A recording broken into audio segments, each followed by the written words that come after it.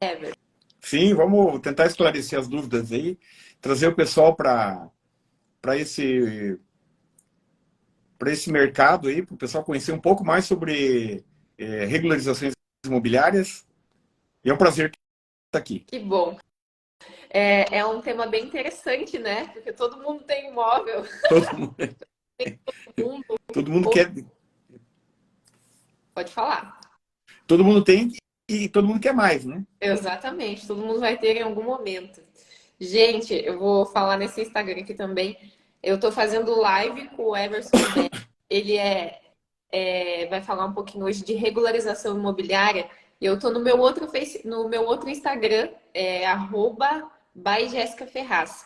E aí, se vocês puderem, entrem lá. Eu tô gravando com ele aqui. Ó. Então entrem lá também, por favor. Então, posso começar as perguntas? Opa, o interrogatório? Claro. É um tema super legal. Então, começando, quais são os principais passos para a regularização imobiliária de um imóvel? É, a regularização de imóveis, ela trata de imóveis que como é que eu posso dizer assim, foram deixados à margem, né? Então a gente não é do projeto do zero, um projeto novo, um projeto, né, brilhando, né? É uma regularização é quando trata de realmente alguma coisa que está à margem da lei. E o primeiro passo é realmente identificar de onde que veio essa irregularidade. Veio por uma compra e venda, tão somente, não foi feita escritura, ou não tem matrícula, ou é um inventário que ficou pendente, um divórcio. Então, a gente procura analisar, a princípio, ver o estado que esse imóvel se encontra, para poder passar um diagnóstico, né? Às vezes eu me sinto até um médico, né? Olhando assim aquele para aquele para aquele cliente, aquele imóvel, né? E o, o cliente às vezes acaba por perguntar assim, é grave, doutor? Né? Eu falei, olha, a gente vai tentando solucionar todos os percalços, né? Porque a gente já trabalha com a dificuldade de estar na irregularidade, né? Então a gente vai partir de um ponto e tem que achar esse ponto, né? Até eu tenho um evento chamado GPS da regularização imobiliária, que ele te dá um norte para você achar o ponto, achar o fio da meada, identificando em que pé que está, onde que eu posso começar, ou tem que começar do zero, né? O zero realmente é encontrar esse terreno, né? Localizar ele, pelo menos na quadra, no bairro, no lote, o número, né? Então a gente faz isso através de uma pesquisa, né, na prefeitura, que a prefeitura que rege as regras municipais aí, então ela determina loteamentos, né, matrículas, mães, tudo é a prefeitura que determina o registro de imóveis, ele controla isso, né? Então, em conjunto com a prefeitura. E a nossa Constituição Federal determina que a prefeitura que fica encarregada desse cuidar, né? Para ter essa localização. Então, dentro do registro imobiliário é feito a localização até por vários bairros, né? Forma uma circunscrição. E nessa circunscrição, dividida em cartórios. Então, cada cidade pode ter dois, três, quatro, cinco. Né? Curitiba acho que tem 9 cartórios, né? São José dos Pinhais tem dois registros imobiliários, que é o que cuida do documento do carro, né? Como se fosse o DUT, o documento do terreno. Como se fosse o DUT, o documento do carro, né? Parecido, né? Porque é o Detran que cuida Uhum. e cuida dessa documentação. E aí a gente vai olhar a documentação, vai fazer uma análise para o cliente, para ver em que pé que está, quanto serviço vai dar e poder passar um preço mais exato assim para ele. Entendi. É sempre bom a gente saber sobre regularização imobiliária. E vamos para a segunda pergunta. Quais documentos, essa é bem importante, quais documentos são necessários para iniciar o processo de regularização? Essa documentação, uma vez que ela foi, digamos assim, consertada, pode ser uma sentença judicial, pode ser a escritura. Se a regularização for feita por uso capião, ela vai ter uma sentença que vai ser com o mesmo poder da escritura de compra e venda. É uma transmissão inter vivos e vai ser recolhido o ITBI. Então você vai juntar assim, documentos básicos, que é a escritura de compra e venda, recolhimento dos impostos, que é o ITBI, o FUNREJUS, pagamento da escritura e o registro imobiliário. Com esses documentos em mão, você vai poder registrar esse imóvel no seu nome. Você vai poder transferir inter vivos, né? Se for uma causa morte, vai ser o ITCMD, que é recolhido para o governo do estado. Então, daí é 4%. Aqui no Paraná é 4%. Em São José dos Pinhais, aqui 2,5%. O ITBI é recolhido na direção da prefeitura. A prefeitura que fica com esse valor para cuidar realmente. Porque todo cuidado tem o seu preço, né? Eu até falo assim que a segurança jurídica ela tem um preço, né? Que é digamos assim, a burocracia. O pessoal fala muito, mas é muito burocrático, trabalhar com essa documentação é muito burocrático, eu não gosto de mexer com documento. E isso acaba traumatizando as pessoas, né? Eu acho que já desde de criança, assim, ninguém quer mexer com documento. Ontem eu estava atendendo uma cliente e ela falou, não entendo nada disso aí. Ela está vindo de morar aqui em São José dos Pinhais, vindo de Foz do Iguaçu, e ela falou assim, não entendo nada de documentação, sou totalmente leiga nesse assunto, né? Eu falei para ela, mandei o link para ela da live hoje. Falei assim, participe da live lá que nós estamos discutindo essa documentação imobiliária. Para eu poder passar uma direção mais acertada, assim, que é um mercado que tanto, né, o teu canal trata mais com mulheres empreendedoras, mas é uma dificuldade que é inerente aos dois, né? O homem, a mulher, ela tem essa dificuldade por não mexer, não tá familiarizado com o vocabulário da regularização imobiliária. Então, tem essas dificuldades que a gente tem que transpor também. É verdade. Eu só vou pegar um pouquinho de água para mim. Pode pegar. Gente, enquanto isso, eu tô no meu outro Instagram, @byjessicaferraz. A live tá acontecendo por lá, com o Everson. Ele tá falando tudo sobre regularização imobiliária. Ele é especialista nisso, então a gente tá aprendendo lá no meu outro Instagram, tá? @byjessicaferraz. E nós já fizemos 2 perguntas aqui interessantíssimas sobre como é o passo a passo da regularização e quais documentos você precisa. No final da a gente gostaria que você seguisse ele também. E aí vocês vão poder tirar todas as dúvidas que vocês têm. Vamos para a terceira pergunta agora. Como funciona o processo de legalização de imóveis em áreas de ocupação irregular? Essa pergunta é muito interessante. A gente vê que há várias áreas, né, irregulares, e uma prioridade que tem, até por Constituição Federal, a prefeitura tem esse chamado para regularizar essas áreas, né? Então a gente tem algumas leis direcionadas para isso, que autorizam principalmente a prefeitura, mas também o governo do estado, a União, a federal, e as entidades que podem estar junto com a prefeitura regularizando essas áreas de invasão, áreas que estão irregulares, a moradia é uma necessidade primordial do ser humano, né? A moradia, assim, você não tem onde, né? Do passarinho, né? Tem o seu ninho, né? Então é instinto você ter o seu lugarzinho para chamar de seu.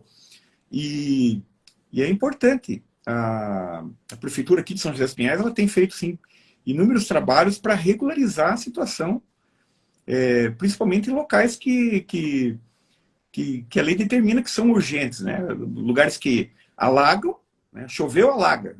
Então, e é dificultoso essa moradia do lado do rio, né? Então a prefeitura tem tomado esse cuidado.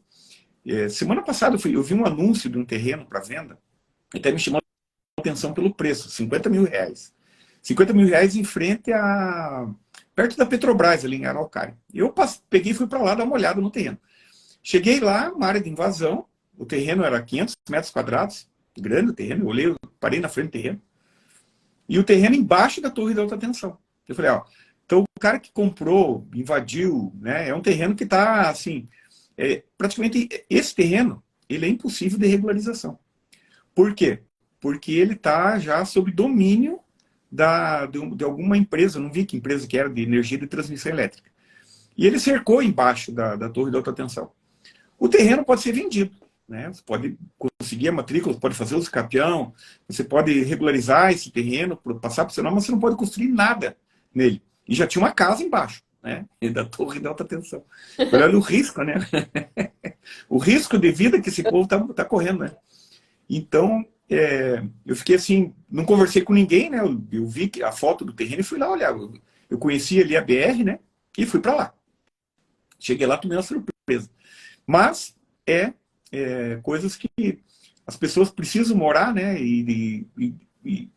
Eu tive um amigo que a gente construiu a casa dele, casa de madeira, em 3 dias, sabe? Então não teve projeto, fazem 20 anos. 20 anos. Começamos a construir na sexta-feira de manhã, foi o sábado, domingo à noite ele estava morando na casa. Daí eu falei, olha, a casa de madeira, né?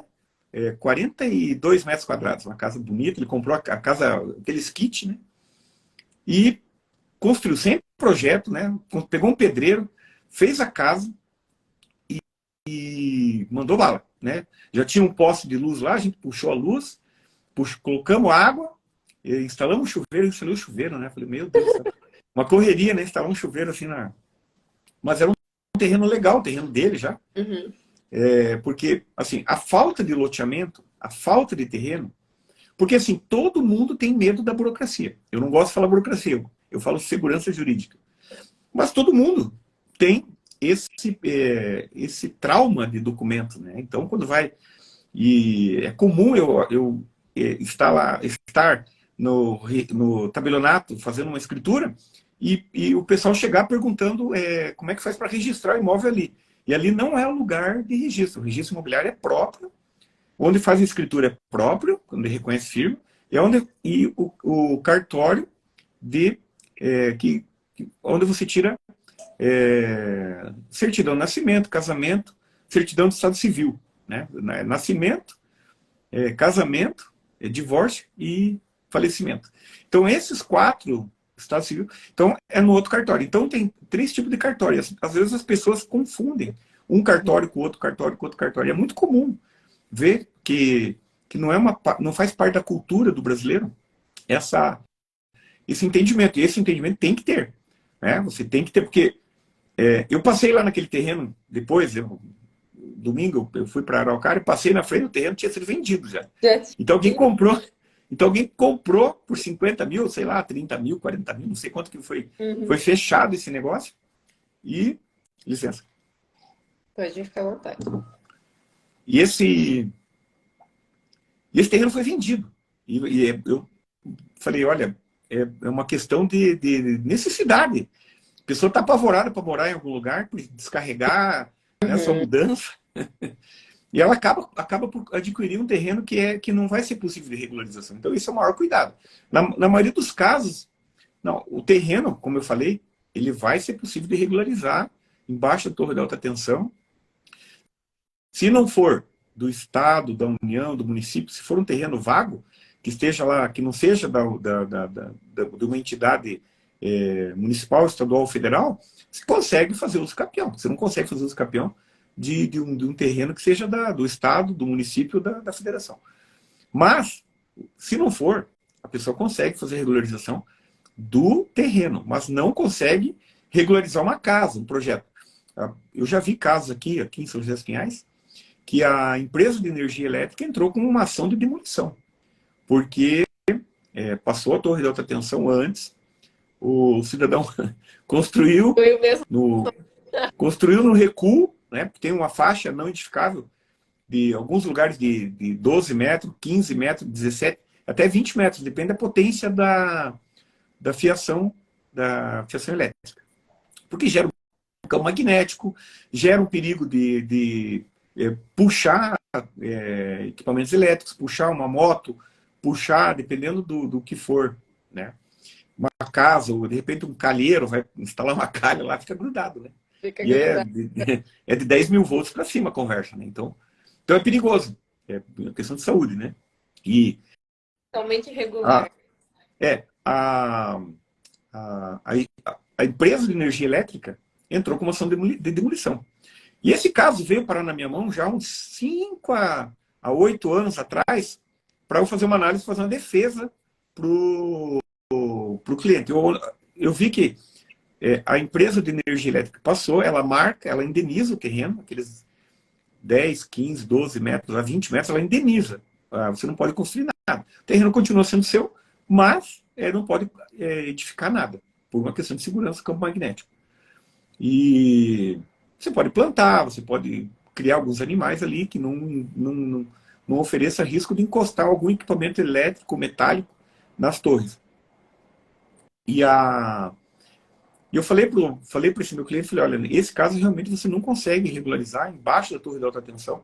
Se fosse em qualquer outro lugar, ele continua proprietário do terreno, mas a empresa ganhou na justiça o direito da demolição e eu até falei, nossa, como demorou, né, para sair esse processo, para dar tempo do cliente se reestruturar. Foram 8 anos de processo, eu passei semana passada lá, estavam demolindo agora uma parte do imóvel, mas não vai sobrar muita coisa, porque tem o recuo frontal, que é 10 metros, atrás são 15 metros, então não sobra espaço para construção. Então esse é um cuidado que as pessoas têm que ter ao tentar comprar um imóvel. Você vai comprar o teu primeiro imóvel, já é difícil você juntar o teu dinheiro. Rico dinheirinho. Então você Verdade. tem que saber, principalmente localizar o lote, vistoriar o lote pessoalmente. Então, essas dicas de regularização imobiliária, primeiro, assim, localizar o lote na prefeitura, ver se ele é regular, ir no registro de imóveis, porque você vai precisar localizar esse lote, quadra, bairro, que no caso da regularização imobiliária, a gente chama de planta. Então, essa planta, ela, ela tem, a prefeitura tem todas as plantas de todos os imóveis da cidade. Os regulares e os irregulares. Porque o imóvel de invasão, assim, alguém invadiu, porque tem uma notícia, né? Tem uma notícia. Que em determinado local o terreno é irregular, o terreno não tem dono. Aí é como se fosse uma revoada de passarinho, né? Você Uhum. passa de manhã não tem ninguém, rodou a notícia que lá não tem dono, passa a tarde tá cheio de ninho, né? Tá Acho. cheio de lona, tá cheio de tábua, né? Compensado, prego, martelo, e um prestando ferramenta para outro, que é uma loucura, né? Eu fui fazer uma obra para um cliente uma vez, há uns 15 anos atrás, e eu não sei por que cargas d'água, o pessoal falou, esse continuação de terreno não tem dono. E era um terreno da ALL, empresa de transporte de linhas férreas, né? Como é que era? A empresa de trens, né? Que tem um terreno, né? Que sai aqui da estação ferroviária central, aqui no terminal aqui de ônibus. Uhum. Tem uma estação ferroviária, a ALL, e ela vem para o aeroporto. Vem não. Tem o traçado, o terreno já é da ALL, não existe a linha do trem, né? Mas o meu cliente comprou um terreno ali, pediu para eu lá, bater os piquetes com o topógrafo e ver localizar exatamente onde é que era o terreno, o recuo que tinha a projeção da linha férrea. E esse cliente ele pediu, preciso localizar bem o lote para não construir errado, senão aí ele vai entrar com a ação de demolição. Só que ele falou assim, antes de eu construir, eu vou tirar o alvará. Então a gente contratou um engenheiro civil, fez o projeto, e no trâmite do projeto saiu o alvará de construção, porque o terreno regular, terreno com espaço distante da projeção da linha férrea que será construída um dia. Então eu fiquei pensando assim, puxa, um dia vai ser construído, mas já deu problema já, né? A gente já teve que respeitar. Então, quem não faz projeto já corre o risco de construir, embora tenha o registro imobiliário, tenha a guia amarela, tenha autorização, dono, tudo certinho, escritura, tudo certinho. Tudo registrado no nome do cliente. E no que eu comecei a bater o tapume, eu não sei por que rodou uma mentira no bairro, lá embaixo, lá, mas choveu de gente pegando pedaço de terreno. E eu olhei aquilo, né? Pensei assim, né? O que esses caras estão fazendo aqui? Passei de manhã, não tinha ninguém, passei na hora do almoço, estava cheio de barraco. Barraco de lona, barraco de tapume, de compensado, e gentarada. Eu fiquei. Mas deu 1 hora, eu estava lá terminando de medir o topógrafo, me chega a Polícia Federal. Por ser tratado de um terreno da União, vem a Polícia Federal conversar com o pessoal. Daí eu falei. Um susto, né? Foi um susto gigante. Bom, mas eu vi que começou a dar invasão, já fiquei com a pastinha de documento embaixo do braço.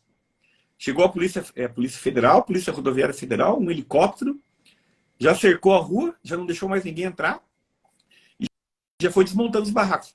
Daí olhou para mim assim e me chamaram, né? O policial federal, muito educado, o senhor vai ter que tirar o tapume, porque a gente estava tapumando a obra, né? E estava marcando a obra para poder fazer as sapatas, fazer os baldrames, fazer a construção para o meu cliente. Daí, eu mostrei a documentação para o policial federal, ele olhou, ele meio que não entendeu muito, porque também...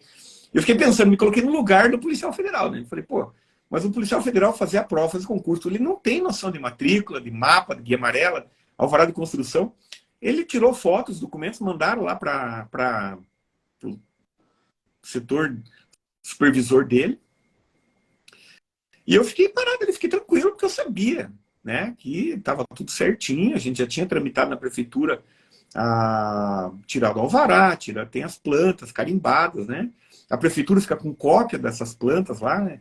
Então você faz um jogo de cópias, a prefeitura arquiva, o registro de imóveis depois que você for pedir a conclusão da obra e a verbal final da obra. O registro imobiliário fica com cópia dessas plantas é público, é um documento público, né? Então, se alguém tem qualquer dúvida com relação à obra, você pode ir lá, tirar as plantas, está comprando, está vendendo, você vai na prefeitura. Uma obra que está regular, ela tem toda essa documentação já depositada na prefeitura, e a prefeitura, ela mantém esse arquivo permanentemente. E a polícia acabou por tirar todo mundo lá, só ficou eu. Eu não sei por que cargas d'água, não sei por que cargas d'água, um deles veio falar comigo, a gente viu você cercando aí, achou que era terreno de ninguém. Eu falei, mas vocês estão com a impressão errada a meu respeito, porque eu entendo de documentação, né? Todo mundo sabe que aqui no bairro me conhece. Eu já estou aí há 15 anos aí trabalhando com regularização imobiliária. Então o pessoal, antes de fazer qualquer coisa, fazer um uso capião, comprar, vender, vem perguntar, tirar uma dúvida para... olha, eu estou com esse problema aqui, como é que eu faço para resolver? E é realmente por isso que veio a ideia de lançar um canal no YouTube, o GPS da regularização imobiliária, através do Intersaber, que a gente registrou esse nome na internet, a gente tem um site, e você pode entrar lá no intersaber.com.br. A gente tem esse canal do YouTube, onde eu estou sempre mantendo conteúdos de interesse da regularização imobiliária. A regularização imobiliária é um pilar do mercado imobiliário. Então, quem quer entrar nesse ramo de investimentos em terreno, imóveis, é importante você saber o que é uma escritura de compra e venda, o que é uma promessa de compra e venda, o que é um contrato de compra e venda, como é que eu vou fazer para regularizar isso mais tarde, quando que fica pronta uma matrícula. Então, vários detalhes da aquisição, aquisição inter vivos, né? Que as pessoas têm que ter essa noção de negociação para não tomar um prejuízo, para saber identificar. Né? Eu já vi corretor, macaco velho, né? Desculpa a expressão, mas macaco velho no mercado já ser passado para trás uma guia amarela. Então você tem que aprender a ler a guia amarela.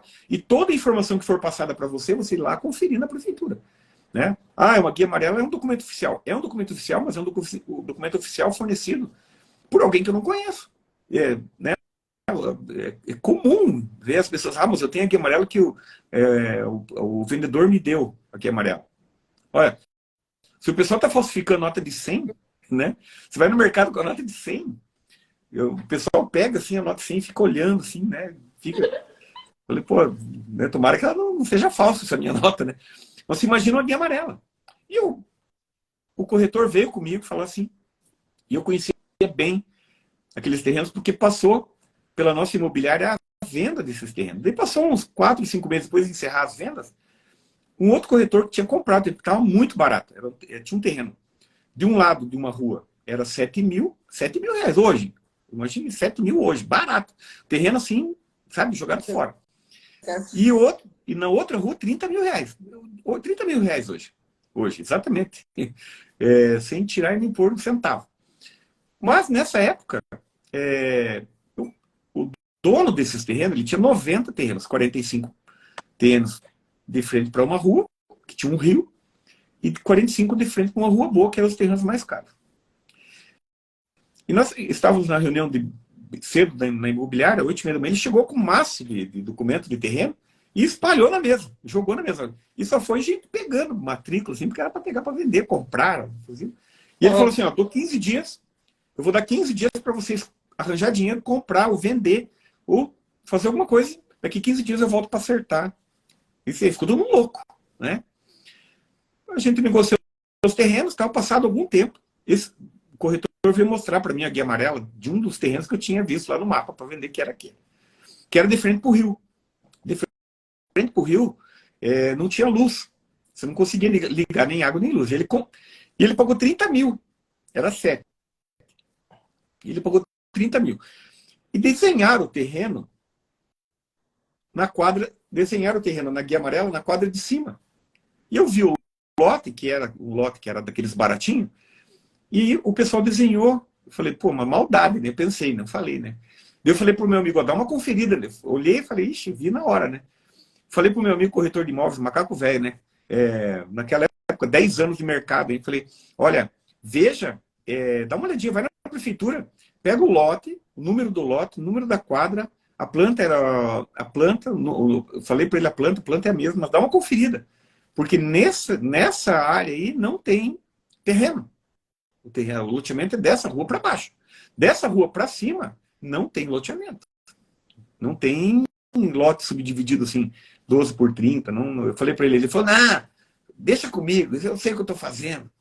Eu falei, confira as informações, sabe? Às vezes a gente, até eu me pego na empolgação assim, vamos ver esse terreno, vamos ver, mas vamos conferir depois a documentação. Vai na prefeitura da sua, né? Prefeitura da sua cidade é redundância, né? Que nem subir para cima, né? Vai na prefeitura da sua cidade, gaste uma guia amarela, né? Antigamente aqui a guia amarela era 20 reais. A prefeita Nina Singer assumiu aqui e já botou de graça a guia amarela para nós, graças a Deus. Então, hoje você tira uma guia amarela de graça, pela internet, na hora. Curitiba sai na hora. Eu não sei em outras localidades do Brasil aí, porque a questão é municipal, né? Então, vai depender da prefeitura. Você tirando a guia amarela, aí você já vai tirando a guia amarela na prefeitura. Você recebe a guia amarela do vendedor, seja de quem for que você teve esse acesso a essa guia amarela, você vai conferir essa guia amarela, ver se ela é verdadeira. Porque, como eu falei, você até nota de 100 o pessoal está falsificando, né? Então, para vender um terreno, e esse é um dos primeiros cuidados que você tem que ter. Então, você vai na prefeitura, confere se a matrícula, né? Dá um confere, pelo amor de Deus, né? Eu vou falar aqui para o pessoal. Gente, vocês estão mandando que eu estou aparecendo sozinha, mas eu coloquei para vocês que essa live está acontecendo no meu novo Instagram, que eu separei só para essas lives, @JessicaFerraz. Então, o convidado está aparecendo lá. Vocês estão mandando que estão ouvindo ele aqui, mas é para chamar vocês. Por isso que eu liguei nos dois, para vocês também irem lá no Instagram, @JessicaFerraz. Então, a live está acontecendo toda por lá. Eu estou aqui chamando vocês apenas. E a gente está aprendendo tudo sobre regularização imobiliária. É um conhecimento que todo mundo tem que ter, pelo menos um pouquinho. A gente é especialista nisso, que eu preciso aprender muita coisa só pelo que eu estou escutando, aprendendo aqui. E a nossa próxima pergunta é: quais são os órgãos responsáveis pela fiscalização e a regulamentação e a regularização imobiliária? Boa pergunta, hein? Você estudou para a live, hein? Deixa eu só emendar um pouco no teu comentário que as pessoas precisam aprender sobre isso, precisam aprender a linguagem do mercado imobiliário. não é difícil se deparar com um juiz, sabe? Juiz, Polícia Federal. Você imagina a Polícia Federal ter dificuldade de identificar uma matrícula. Porque em loco, é tudo mais difícil. Agora, às vezes, eu fiz faculdade, né? Fiz faculdade de Direito, sou advogado, trabalho já, gosto do direito imobiliário, já sou corretor de imóveis há 20 anos. Então, eu fiz Direito depois de ser corretor. Então, assim, na faculdade a gente não viu matrícula do registro imobiliário. Na faculdade a gente não viu uma escritura, a gente não viu uma guia amarela. Então, são documentos jurídicos importantíssimos, né, para a segurança jurídica do terreno.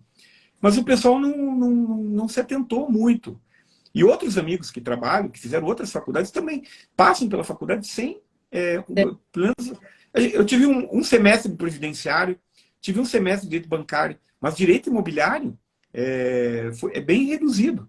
Porque assim, o Código Civil tem pouca coisa sobre... Né, tem muita coisa sobre família, sobre coisas, sobre... Né, Código de Processo Civil, trata muito do uso capião. Mas a regularização imobiliária, que nem agora vamos para a tua pergunta, os órgãos responsáveis, aqui em São José dos Pinhais, o órgão que mais fiscaliza a irregularidade, tá? A irregularidade é o CREA. O CREA federal. Eu até sou amigo do fiscal do CREA. Falei, pô, eu já me debato tanto com ele que a gente ficou amigo. Já de tanto... Tá na obra, pondo a placa da obra, chega o fiscal do CREA. O pessoal do CREA, eles são insistentes nesse ponto, sabe? A prefeitura é um tanto, sabe? A prefeitura não é tão rigorosa. Porque a prefeitura fica esperando digamos assim, fica esperando no balcão a que a pessoa se apresente com a documentação para a regularização, né? Então, vai ser contratado um engenheiro civil, vai ser contratado um advogado, vai ser contratado um topógrafo para, de repente, sanar alguns problemas de visa, uma área maior, área menor.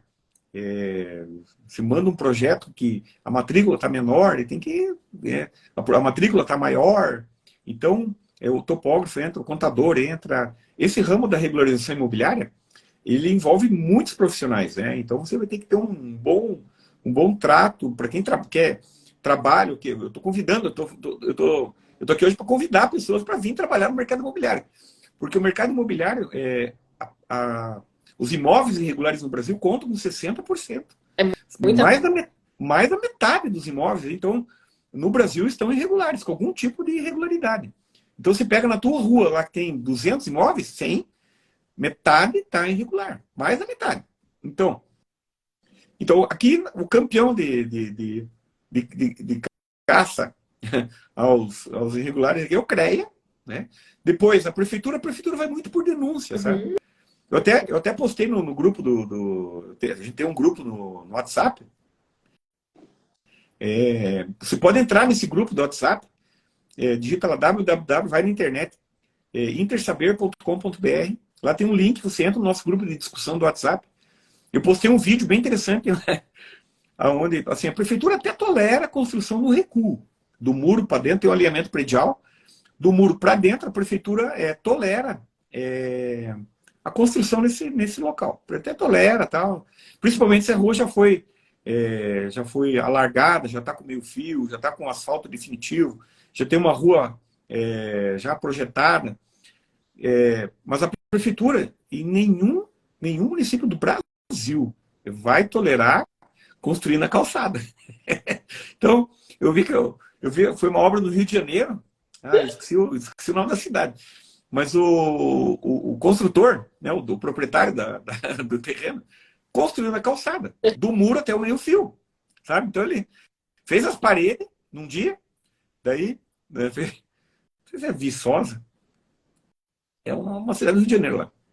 Mas fez as paredes, instalou luz, colocou telhado na calçada, do muro da casa dele até o meio-fio. Por exemplo, tem um recuo que a prefeitura exige, assim, que é no mínimo 5 metros de calçada, né? Do alinhamento predial até a rua, ali até o meio-fio, são 5 metros. A prefeitura tenta deixar né? Em bairros mais velhos, já que são consolidados, você não consegue. deixar 2 metros, 1 metro, né? Não tem essa... Às vezes não tem espaço para fazer uma calçada, porque é rua pura, né? Tipo São Paulo. Você vai para São Paulo, lá tem muito bairro lá que não tem, Não né? tem. Eles constroem até quase meio fio ali, né? Então, o terreno é meu. O terreno é meu, eu faço o que eu quero. Mas a gente tem que entender que precisa passar, né? Precisa deixar passar, precisa de rua. Eu até vejo com... Tem clientes que me ligam assim, a prefeitura quer passar uma rua no meio da minha chácara, no meio do meu terreno, quer passar uma rua. Eu falei, ó, uma das vantagens é... Secou a garganta. Peraí que acabou a gasolina.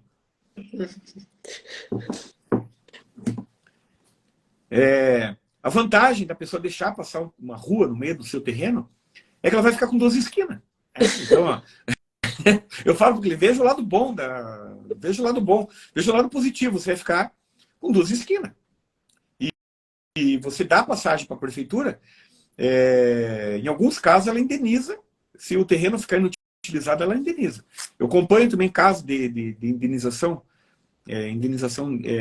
desapropriação, desapropriação direta, quando a prefeitura ela marca na guia amarela, ela marca o interesse, a utilidade pública, o interesse social, os dois motivos que a prefeitura pode desapropriar um terreno. Esse terreno ficando, digamos assim, inutilizado pela obra da prefeitura, a prefeitura te paga o terreno inteiro. Paga um valor comercial, valor... tem os engenheiros da prefeitura que fazem avaliação. A prefeitura também conta com os corretores de imóveis cadastrados na prefeitura para fazer a avaliação financeira do imóvel, vão te pagar o valor de mercado, e esse valor ele é depositado.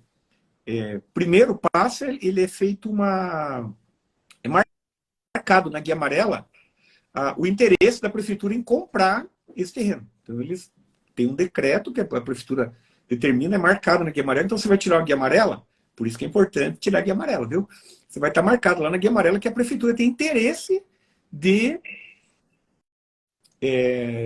comprar o terreno. A prefeitura não pode comprar, então ela desapropria, por lei, né? E ela vai pagar.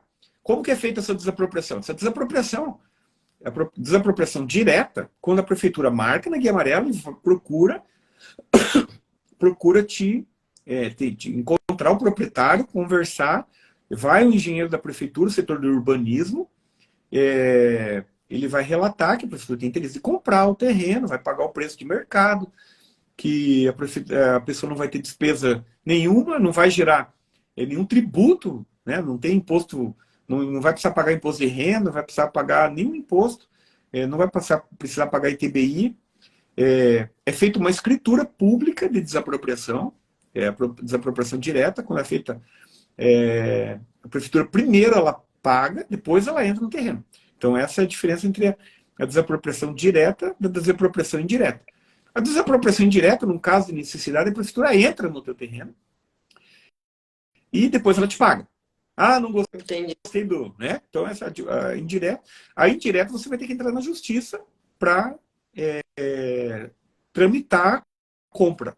A prefeitura vai pagar normalmente, vai ser feita a avaliação. Você pode discutir o preço da desapropriação. Ah, não quero, é muito baixo esse valor. Mas geralmente a prefeitura já paga o valor de mercado, o metro quadrado, a prefeitura sabe esse valor, e não é o valor venal, né?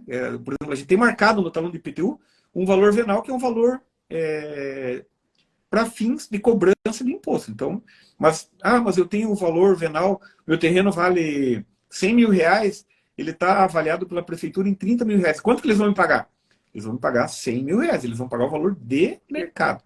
Não, porque o valor venal é um valor que a prefeitura tem dó, né? A prefeitura tem uma compaixão das pessoas. Porque se a prefeitura fosse atualizar, fosse deixar igual o valor venal com o valor de mercado, praticamente triplicaria o valor dos impostos. Aí deixaria todo mundo louco, deixaria todo mundo de cabelo branco. Eu ia já aproveitando para tirar uma dúvida. Se eu tenho um comércio e a prefeitura decide construir ali, eles podem me tirar desse comércio? Pode. Eles vão desapropriar o terreno, o imóvel, eles vão fazer uma avaliação completa do imóvel, mas vão te dar um tempo né? O prazo vai ser maior. Mas vai passar aqui, vai passar uma rua, digamos assim. Vão ampliar. Hã? Vão ampliar, se fosse o caso. Vão ampliar uma rua Vão, e é, o imóvel é contratado por uma imobiliária. Mesmo assim. mesmo, vai passar por cima. Essa Uhum. foi um caso interessante, até a Arena do Atlético. A Arena do Atlético tinha uma dona, uma proprietária, que eu acho que era coxa branca. Ela não queria ver. Isso foi em 2013. 2013, antes da Copa do Mundo. A Copa do Mundo foi em 2014 no Brasil, né? Então a Copa do Mundo, ela... Eu lembro bem desse fato, porque eu sou atleticano. Né? Então, esse poder que tem de desapropriação, porque aquela senhora, ela morava ali, acho que uns 80 anos. A mulher tinha 90 e pouco, a vizinha do Atlético. E ela não queria sair, é o direito dela não vender. Para particular, você não consegue impor nada. Ah, eu não consigo. É. Tem aquele filme lá, o desenho lá, Up, Altas Aventuras, no Uhum. começo do filme, né? O construtor oferece um monte de dinheiro pro velhinho, o velhinho não sai, não sai, né? E ele fica ali, as obras estão tá acabando com a vida dele, de poeira, fumaça, barulho, mas ele não sai. E é a mesma coisa dessa vizinha da Arena do Atlético. Então, em 2013, na época, a presidente Dilma entregou todos os estádios das Copas para a FIFA, em conjunto com o governo federal. Então, o governo federal fez uma análise, né, então estabeleceu as sedes onde estaria a Copa do Mundo, e a Arena do Atlético foi sorteada e precisaria comprar aquele, aqueles lotes lá do fundo para terminar a construção da Arena do Atlético. A Arena do Atlético era um meio campo só, né? Não sei se você lembra. Era só Não. metade do campo. Era só metade. Hã? Só lembro da obra, mas não consigo lembrar como É. era. Eu acompanhei esse processo, porque fazia parte do nosso arroz com feijão e o caminho da roça. Então eu acompanhei bem isso aí. Então o governo federal desapropriou a mulher teve que sair. Tá? Pegou uma bolada de dinheiro, porque é um terreno central. E com isso o Atlético conseguiu terminar o seu estádio. Foi nessa manobra de desapropriação por interesse público. Né? Porque o Atlético falou, a gente vai ampliar o estádio, então o estádio deixou, por um tempo, deixou de ser do Atlético, passou para a federação, para né, o governo brasileiro assumiu todos os estádios para que fosse feito a Copa do Mundo no Brasil. A Dilma assinou, então daí foi feita a desapropriação, pagamento integral para a dona do terreno, aquela senhora. Que mais que foi um detalhe interessante? O governo federal, depois da obra pronta, entregou os estádios para a FIFA. Então, ao entorno da Copa do Mundo, ali, em torno daqui dos estádios, ele virou um ambiente FIFA. Então, ali, tudo que era vendido, direito FIFA, direito de dólar, o dinheiro. A FIFA, quando chegou naquele momento, a FIFA deu a entender que era um país. Vamos dizer assim, uma embaixada. Se fosse uma embaixada, fosse um país que chegou ali no Brasil, estabeleceu a sua sede ali em volta de todos os estádios onde estariam realizando jogos da Copa do Mundo. Então, Coca-Cola, tudo que era vendido ali era vendido a preço de dólar, cotação mundial. Copo, camisa, direitos de imagem, transmissão, local, tudo foi um ambiente FIFA. E o Atlético conseguiu terminar a sua obra. Você veja só que sorte para o Atlético, né? Caiu do céu, um presente, né? Onde depois, terminando a Copa, a FIFA entregou o poder sobre aquele poder geográfico que envolvia a Arena do Atlético, né?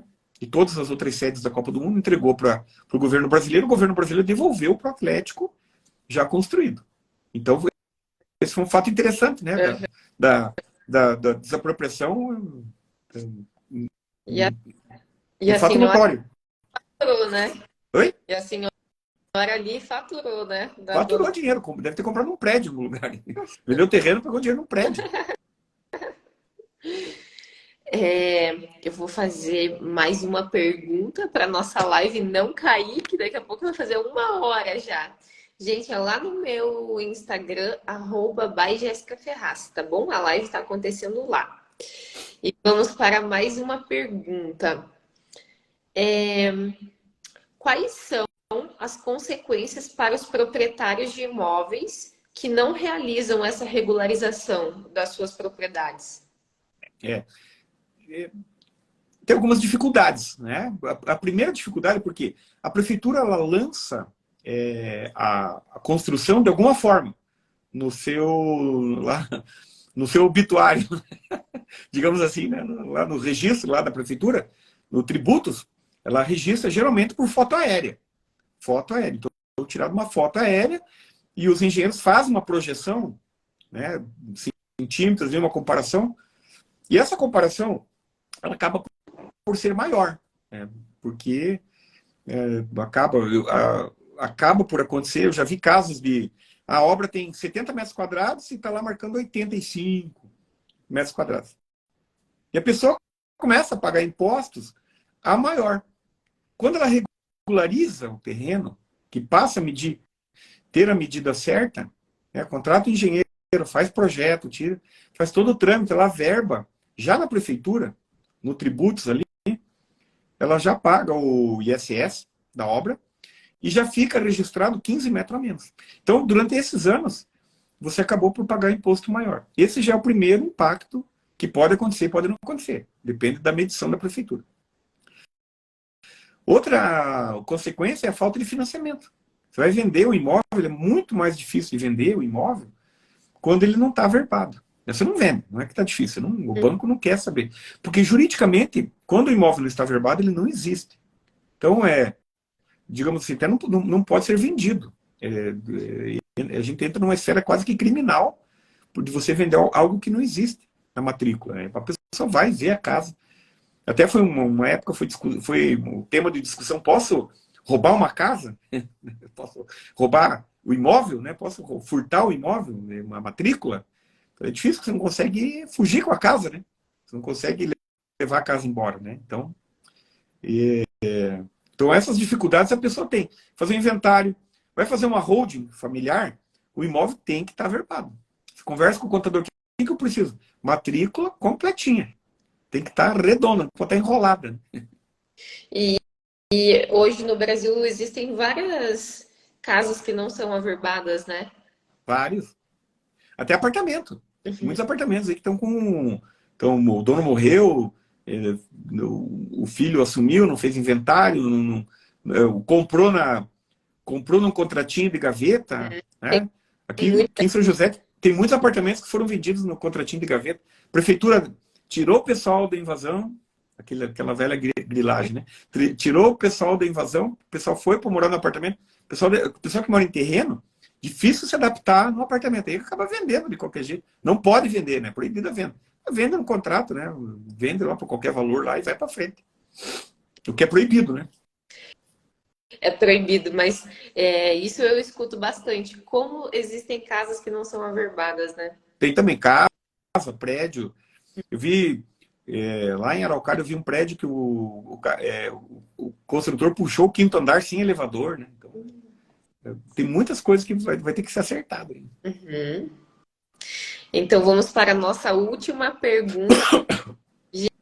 Gente, eu abri aqui no meu Instagram pessoal, mas a live está acontecendo no @byjessicaferraz. Hoje a gente está falando sobre regularização imobiliária.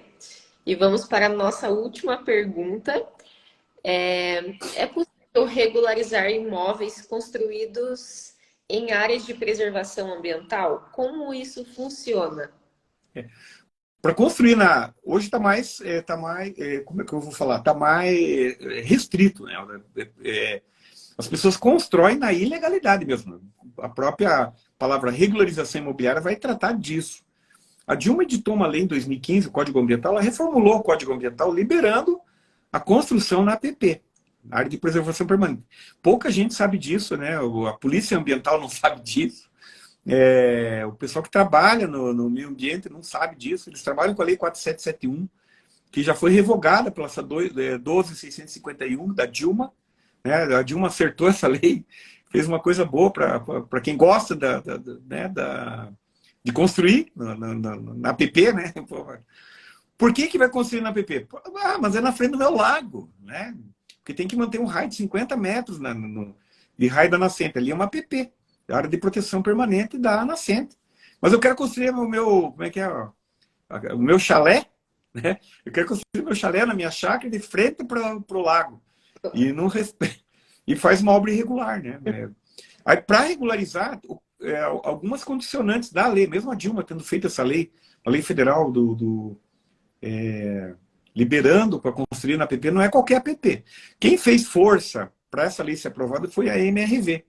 A MRV é uma construtora, né, muito forte, então ela tem um lobby muito forte, e ela pleiteou essa construção, só que teve algumas condicionantes que os engenheiros até acharam por melhor. Área de alagamento não pode, APP em área de alagamento e área inclinada com mais de 30 graus. Então, se é APP com essas duas condicionantes, não pode construir. O pessoal constrói irregular e fica para sempre irregular.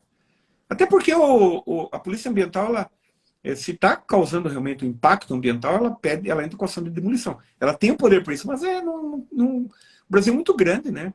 Eu estava assistindo agora há pouco uma reportagem da fazenda, da maior fazenda sendo vendida no Brasil, 13 bilhões de reais. Ela tem um quilômetro? Não, ela tem mais de 1 quilômetro. Ela tem 1.000 quilômetros de estrada dentro dela. Ela tem um registro. Então, você vê, ela é maior que quase que a Europa inteira. Uhum. Né? Você pega Portugal, França, Espanha, lá essa fazenda é maior que isso. Então, tem escola dentro da fazenda, tem casas, tem cidade, banco, né? Então, a gente conta com possibilidade de irregularidade muito grande. É muito fácil deixar o imóvel irregular. Basta que o cara construa na APP lá, já está irregular. Entendemos. Gente, então hoje nós tivemos uma verdadeira aula aqui com o especialista em regularizações imobiliárias. Quer falar um pouquinho sobre seu curso, sobre seu canal? O pessoal que gostar do assunto e quiser entrar lá no canal tem no canal do YouTube, só procurar GPS da regularização imobiliária, tá? É bem facinho de achar no YouTube. Na internet, você vai digitar www.intersaber.com.br. Aí lá tem o link para ir para o grupo do WhatsApp, e lá vou dar maiores informações sobre o meu curso. Trata o GPS da regularização imobiliária, e você vai ter muitas noções para se tornar um verdadeiro expert em investimentos imobiliários. E aí, pessoal, então, hoje foi uma aula sobre regularizações imobiliárias. A gente aprendeu muito, eu aprendi muito, até tirei uma dúvida minha aqui. Muito obrigada, Everson, por compartilhar seu conhecimento conosco. Obrigado pelo convite. Muito obrigada. E a gente adorou sua participação aqui, nós adoramos. Obrigado pelo convite. Tenha uma boa noite. Boa noite a todos. Obrigada pela live. Obrigado a vocês. Gente, obrigada para quem participou e para quem entrou na live, tá bom? Sigam ele, vocês vão aprender muito sobre regularizações imobiliárias. Boa noite, obrigada.